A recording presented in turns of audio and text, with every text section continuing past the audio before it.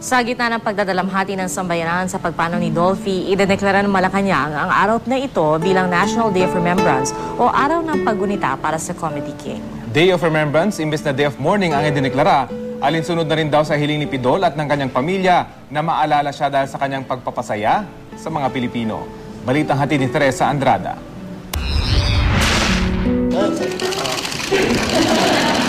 Sa bisa ng Proclamation No. 433, idineklara ni Pangulong Noynoy Aquino ang July 13, 2012 bilang National Day of Remembrance o Araw ng Paggunita kay Comedy King Dolphy.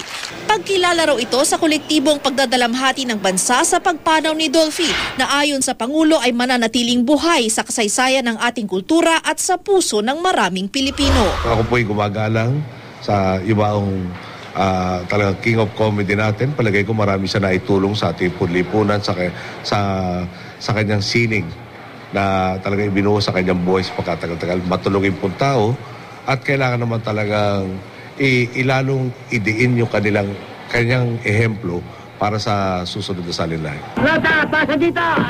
Day of Remembrance imbis na Day of Mourning ang idineklara ng palasyo alinsunod sa hiling ng yumaong Comedy King at ng kanyang pamilya na maalala si Dolphy sa pagpapasaya nito sa milyon-milyong Pilipino.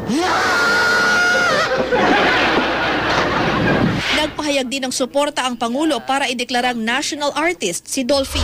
Public naman ako. Sang-ayon ako doon sa mungkahin na gawin siya national artist. May proseso kailangan daanan, merong mga pagboboto, debate na kailangan tapusin para bago nila ipadala yung rekomendasyon sa akin at ako'y kututusin ministerial ang role. Sa Kamara inihain ni Eastern Samar Representative Ben Evardone ang House Bill 6392 para kilalaning Dolphy Day o Filipino Fun Day ang July 10, ang araw ng pagpanaw ng Hari ng Komedya. Teresa Andrada, GMA News.